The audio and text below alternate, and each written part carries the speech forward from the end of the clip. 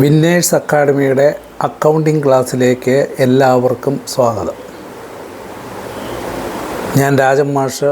I have an experience of more than 40 years in teaching especially accounting.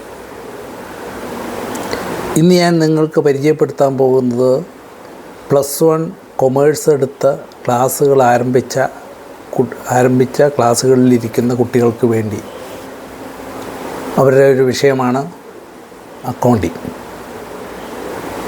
Accounting is the language of business. വ്യാപാരത്തിൻ്റെ ഭാഷയാണ് accounting.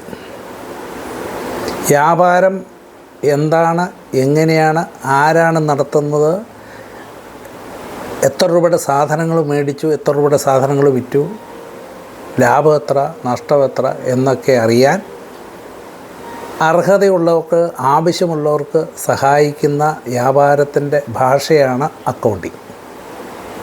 Accounting is the language of business. Business എന്ന് പറഞ്ഞാൽ വ്യാപാരം, കച്ചവടവും വാണിജ്യവും ഉൾപ്പെട്ട ഒരു പദമാണ് വ്യാപാരം. കച്ചവടവും വാണിജ്യവും വ്യവസായവും ഉൾപ്പെട്ട പദമാണ് വ്യാപാരം. അപ്പോൾ കച്ചവടത്തെക്കാളും വ്യവസായത്തെക്കാളും വാണിജ്യത്തെക്കാളും അർത്ഥവ്യാപ്തിയുള്ളൊരു പദമാകുന്നു ബിസിനസ്. കുറച്ചുകൂടി വ്യക്തമാക്കി പറഞ്ഞാൽ accounting is the art and science of recording transactions of financial character.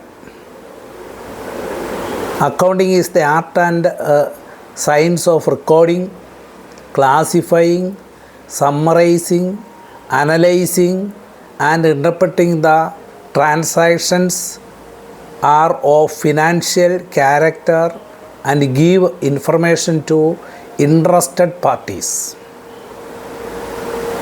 ബിസിനസ്സിനെ പറ്റി അറിയാൻ താല്പര്യമുള്ളവർക്ക് ബിസിനസ്സിൻ്റെ കാര്യങ്ങൾ പറഞ്ഞു കൊടുക്കുകയും ആ ട്രാൻസാക്ഷനെ രേഖപ്പെടുത്തുകയും തരംതിരിക്കുകയും കൂട്ടിക്കുറയ്ക്കുകയും വിശകലനം ചെയ്യുകയും ഒക്കെ ചെയ്യുന്ന പ്രോസസ്സാണ് അക്കൗണ്ടിങ്. അപ്പോൾ അക്കൗണ്ടിങ് ഈസ് ദ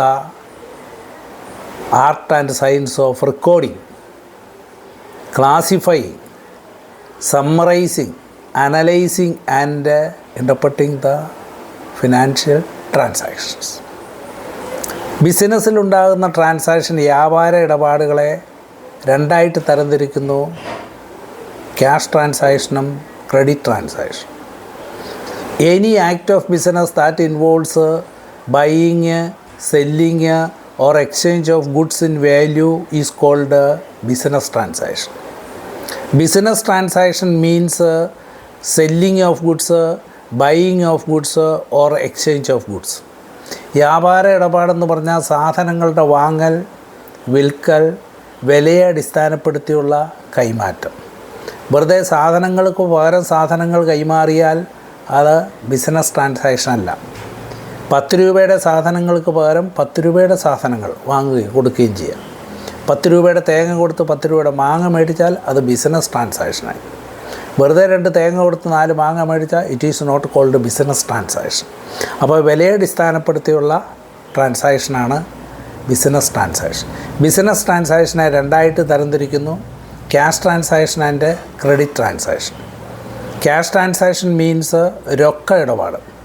സാധനങ്ങൾ വാങ്ങി അപ്പോൾ തന്നെ പണം കൊടുക്കുകയോ വിറ്റ സാധനങ്ങളുടെ പണം അപ്പോൾ തന്നെ സ്വീകരിക്കുകയോ ചെയ്താൽ അത് cash transaction.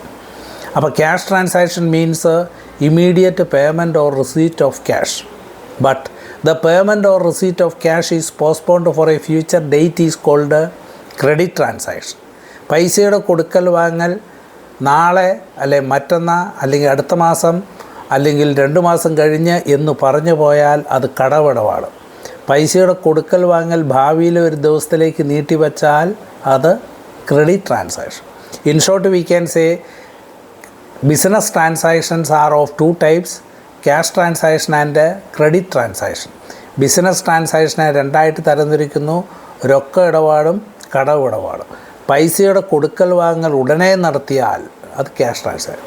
Paid wages, it is A cash transaction. Paid എന്ന പദം കണ്ടാൽ പണം കൊടുത്തു എന്നതിൻ്റെ അർത്ഥം.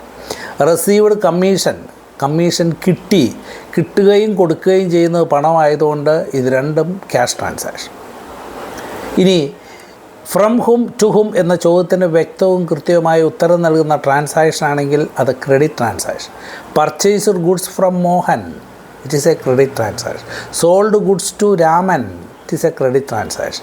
ഇനി ടു ഹും ഫ്രം ഹും എന്ന ചോദ്യത്തിന് ഉത്തരവുള്ളതും അതിൻ്റെ കൂടെ ഫോർ ക്യാഷ് എന്ന പദം ഉണ്ടെങ്കിൽ അത് ക്യാഷ് ട്രാൻസാക്ഷൻ. അപ്പോൾ ട്രാൻസാക്ഷനെ നമ്മൾ രണ്ടായിട്ട് തരംതിരിച്ചു. ക്യാഷ് ട്രാൻസാക്ഷനെ, ബിസിനസ് ട്രാൻസാക്ഷനെ രണ്ടായിട്ട് തരംതിരിച്ചു. ക്യാഷ് ട്രാൻസാക്ഷനും ക്രെഡിറ്റ് ട്രാൻസാക്ഷനും, രൊക്ക ഇടപാട്, കടമിടപാട്. അപ്പോൾ ട്രാൻസാക്ഷനെ പരിചയപ്പെടുത്തിയിട്ടുണ്ടാവുമെന്ന് വിശ്വസിക്കുന്നു. പെയ്ഡ്, റിസീവ്ഡ് എന്ന് കണ്ടാൽ അത് cash. From whom to whom എന്ന ചോദ്യത്തിന് ഉത്തരവുണ്ടെങ്കിൽ ക്രെഡിറ്റ്. അപ്പോൾ ട്രാൻസാക്ഷനെ പരിചയപ്പെട്ടു. ബാക്കി അടുത്ത ക്ലാസ്സിൽ. ഓക്കെ. ഈ ചാനൽ ഇഷ്ടപ്പെട്ടെങ്കിൽ സബ്സ്ക്രൈബ് ചെയ്യുക, ലൈക്ക് ചെയ്യുക, മറ്റുള്ളവരിലേക്ക് ഷെയർ ചെയ്യുക. Okay, thanks.